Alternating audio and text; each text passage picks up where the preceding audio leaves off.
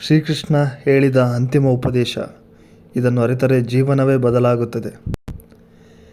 ಭಗವದ್ಗೀತೆ ಹೇಳಿದ ಶ್ರೀಕೃಷ್ಣ, ಆದರೆ ಒಂದು ಉಪದೇಶವನ್ನು ಅವರು ಯಾರಿಗೂ ಹೇಳಲಿಲ್ಲ. ಅದು ಶಬ್ದವಲ್ಲ, ಅದು ಮೌನ. ಸೋಲು, ನೋವು, ಭಯ ಯಾವುದರಿಂದಲೂ ಕುಗ್ಗುವುದಿಲ್ಲ.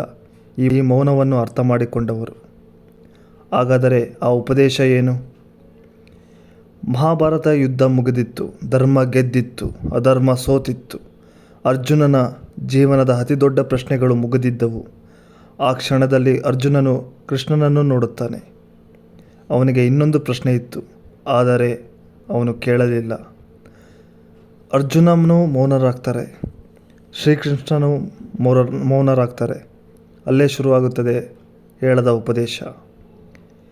ಕೃಷ್ಣನು ಇದನ್ನು ಹೇಳಲಿಲ್ಲ, ನೀನು ಸದಾ ಗೆಲ್ಲುತ್ತೀಯ, ನೋವು ನಿನಗೆ ಬರೋದಿಲ್ಲ, ಜೀವನ ಸುಲಭವಾಗುತ್ತದೆ ಎಂದು. ಕೃಷ್ಣನು ಇದನ್ನೆಲ್ಲ ತಿಳಿದಿದ್ದರೂ ಹೇಳಲಿಲ್ಲ. ಯಾಕೆಂದರೆ ಸತ್ಯವನ್ನು ಮಾತಿನಲ್ಲಿ ಹೇಳಬಹುದು, ಆದರೆ ತತ್ವವನ್ನು ಅನುಭವದಿಂದಲೇ ಅರ್ಥ ಮಾಡಿಕೊಳ್ಳಬೇಕು. ಶ್ರೀಕೃಷ್ಣ ಹೇಳಿದ ಅಂತಿಮ ಉಪದೇಶ, ನಾನು ನಿನ್ನ ಜೊತೆಯಲ್ಲಿದ್ದೇನೆ ಎಂದರೆ ನಿನಗೆ ಕಷ್ಟ ಬರೋದಿಲ್ಲ ಅರ್ಥವಲ್ಲ. ಕಷ್ಟ ಬಂದಾಗ ನೀನು ಒಂಟಿಯಲ್ಲ ಅಷ್ಟೆ. ದೇವರು ನೋವು ತೆಗೆದುಹಾಕುವುದಿಲ್ಲ, ನೋವಿನೊಳಗೆ ನಿಲ್ಲುವ ಶಕ್ತಿ ಕೊಡುತ್ತಾನೆ. ನಮ್ಮ ಜೀವನವೂ ಹಾಗೆ. ನಾವು ಕೇಳುತ್ತೇವೆ, ನನಗೆ ಯಾಕೆ ಇದು? ದೇವರು ನನ್ನನ್ನು ಮರಿತಾರ? ತುಂಬ ನೋವು ಆಗ್ತಾಯಿದೆ ಅಂತ. ಕೃಷ್ಣ ಉತ್ತರ, ನಾನು ಮರೆತಿಲ್ಲ, ನಿನ್ನನ್ನು ನೀನೇ ಮರೆತಿದ್ದೀಯ. ಯುದ್ಧದ ಮೈದಾನದಲ್ಲಿ ಕೃಷ್ಣನು ಅರ್ಜುನನಿಗಾಗಿ ಯುದ್ಧ ಮಾಡಲ್ಲ, ಅರ್ಜುನೊಳಗಿನ ಯೋಧನನ್ನು ಎಬ್ಬಿಸುತ್ತಾರೆ.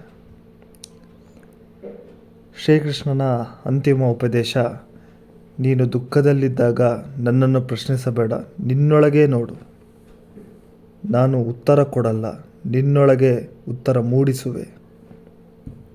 ಇದು ಉಪದೇಶವಲ್ಲ, ಇದು ಅನುಭವ. ಶ್ರೀಕೃಷ್ಣ ಹೇಳಲಿಲ್ಲ, ನಿನ್ನ ಜೀವನವೇ ಹೇಳಬೇಕು.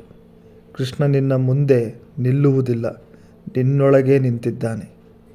ಈ ಮಾತು ನಿಮ್ಮ ಮನಸ್ಸನ್ನು ತಟ್ಟಿದರೆ ಒಬ್ಬ ಭಕ್ತನಿಗೆ ಹಂಚಿಕೊಳ್ಳಿ. ಜೈ ಶ್ರೀಕೃಷ್ಣ.